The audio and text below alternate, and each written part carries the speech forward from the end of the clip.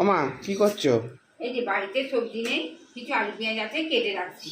এ না, একটা জিনিস এনেছি। সবজি নেই তো কি হয়েছে? এ দেখো, একটা জিনিস এনেছি, দেখো। কি গো? দেখি। ও, এ তো ওল তো। বাহ, খুব হুম, সুন্দর ওল। আমাদের ওখানে কাজ করে একজন, একসঙ্গে কাজ করি, তাদের চাষের বাহ, দিয়েছে, দেখো কতটা। অনেকটাই দিয়েছে। দেখি মনে হচ্ছে গলে যাবে। তা এক কাজ করি, এইটাকে খানিকটা ভাজা করি, আর অল্পটা নিয়ে ফ্রিজে খাসির মাংস আছে তাই দিয়ে রান্না করি। আসসালামু আলাইকুম বন্ধুরা। আমার ছেলে যে ওল নিয়ে এসেছিল, আপনাদের বলেছিলাম যে এই ওলটা ভাজা করব আর খাসির মাংস দিয়ে রান্না করব। তা আমি আজ করেছি, দেখুন।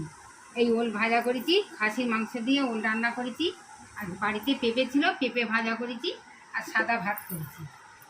দেখুন, ওলটা এই যে ভাজা করেছি, ভাজা ওল দেখুন, অনেক মনে করবেন যে একটু শক্ত হবে, কিন্তু আমি আপনাদের ভেঙে দেখাচ্ছি। এই দেখুন কত নরম, কত সুন্দর হয়েছে দেখুন।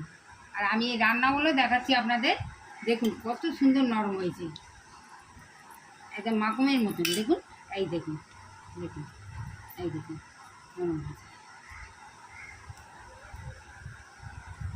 আমার এই রান্না যদি আপনাদের ভালো লাগে, কমেন্টে জানাবেন। আপনারা ভালো থাকবেন, সুস্থ থাকবেন, আমার পাশে থাকবেন, একটা লাইক দেবেন। খোদা হাফেজ, টাটা।